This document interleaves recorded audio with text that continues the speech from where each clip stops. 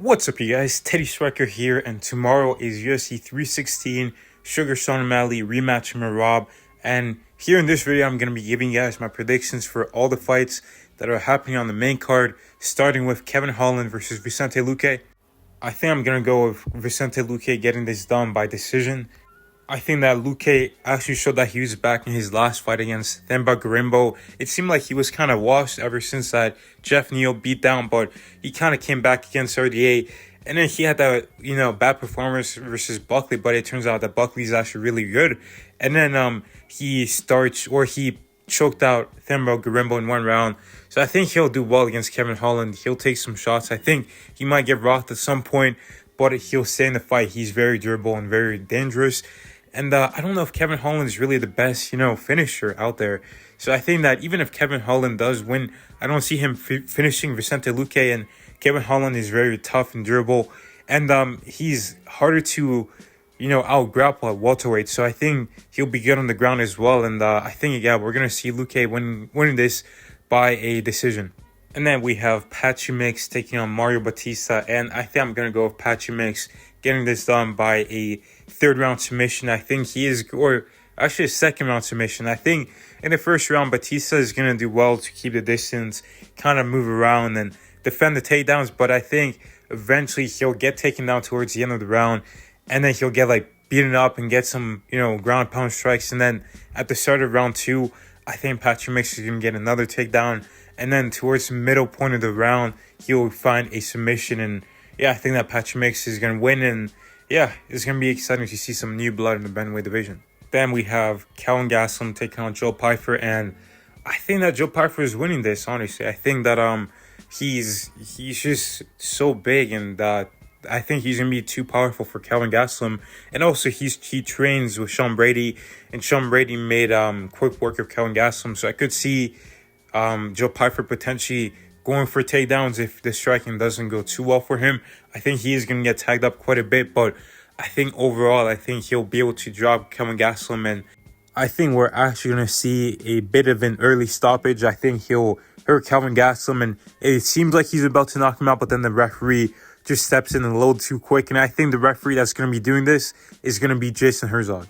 But moving on to the co-main event, we got Juliana Pena taking on Kayla Harrison, and to be honest, I'm going to go Juliana Pena. I know that Kayla Harrison is a huge favorite and everyone's picking her to win. She's going to go out there and dominate Pena and destroy her. But I actually don't think so. And that's because, yes, Kayla Harrison does have the judo background, but I don't see her really being able to do that much damage to Juliana Pena on the ground. She might get some takedowns here and there, sure, but Pena is actually a really good grappler. Yes, she did get submitted by Jermaine Durandamy, which was a really bad look for her, and she also got submitted via armbar by Valentina Shevchenko, but I think she'll be able to do well. I think she's at her peak in terms of her grappling ability, and in terms of striking, Kayla Harrison isn't that good. She has some power. She's got a left overhand, a left head kick, sure, but outside of that, I don't really see that much I can really pose a problem to her. I think she's hittable in the feet. So is Juliana Pena, by the way. Juliana Pena is really not that good either, but Juliana Pena nearly knocked out what I think might be the best female striker in the history of MMA, and that's because Amanda Nunes destroyed Cyborg in one round. She beat Valentina on the feet in the second fight. She knocked out Holly Holm with a head kick, and yes, Jermaine Durandamy did give her problems, but ultimately, Amanda was still able to win. But if she's not the best female striker of all time, she's definitely the best female fighter ever. And Juliana Pena nearly knocked her out. And I feel like she's going to be able to survive the early storm of Kayla Harrison. And I think Kayla Harrison is going to slow down. That weight cut is, she's never actually ever made 135. She didn't really look that great against Kaylin Ferreira. And I think she's going to slow down in the later rounds. And we're going to see Pena winning this by a decision.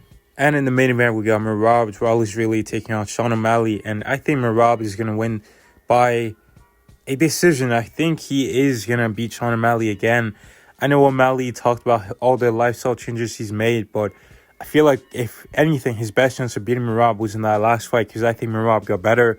He took out Umar Nurmagomedov and he showed improvements. He was going to the body more. He was having a lot of success with his takedowns, his single legs. He was able to weather the storm. His defense looked a bit better. And in the first fight, you almost had like a handicap match, a 2-on-1 handicap match, because Herb Dean was trying to sabotage Merab the whole way through. Damn, but now Herb's telling him to work again. That's kind of crazy. I don't understand. I just don't understand what he's working. That is insane. Thomas, talk to us, please. Yeah, I got to chime in on this whole work thing. It's not the referee's job to coach the fighter, right? And that's exactly what you're doing. Like, Herb Dean tells Merab to work. Merab starts working, and he starts like to work, and he starts creating a space for Sean O'Malley instead of just controlling him and securing the round, which is like, why would Herb Dean just interfere like that? Just like let Merab do what he was doing. I don't think that warranted a warning, and I'm hoping that, you know, it's a different referee this time for the sake of Merab. Hopefully it's someone like Jason Herzog or Dan Merglada, maybe Mike Beltran. I know Merab doesn't like Mark Goddard, so I'm not going to say him, but I think Merab just has the perfect style to beat O'Malley, and I think he is getting better. He's staying active, and yeah, I just don't see Merab making those type of mistakes that really can put him in danger against a guy like Sean O'Malley. And, you know, we've seen Sean O'Malley hit guys like Peter Yan, like Chito Vera with a whole lot of shots and them not really going down. And even guys like Thomas Almeida or like Chris Montino, it's really when his opponents like make a big mistake that he capitalizes on it, and then he's really able to hurt them. And I don't see Merab making those kind of mistakes.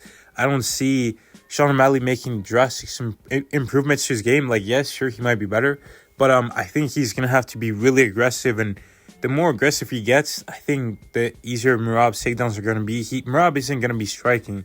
He's going to be mixing it up, constantly shooting takedowns. Even if you defend it, like, that's going to be a problem, and I think that the more aggressive Sean O'Malley gets, the more fatigued he'll be, because Merab will match that pace.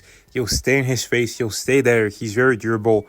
He can take a big shot, and he recovers well. So I think Merab has got this victory. I think he'll win by a unanimous decision again. And I can even see Merab getting a TKO. We saw Sean O'Malley get knocked out by Chito Vera after a few ground pound shots. So I don't count out Merab getting a TKO on the ground over Sean O'Malley.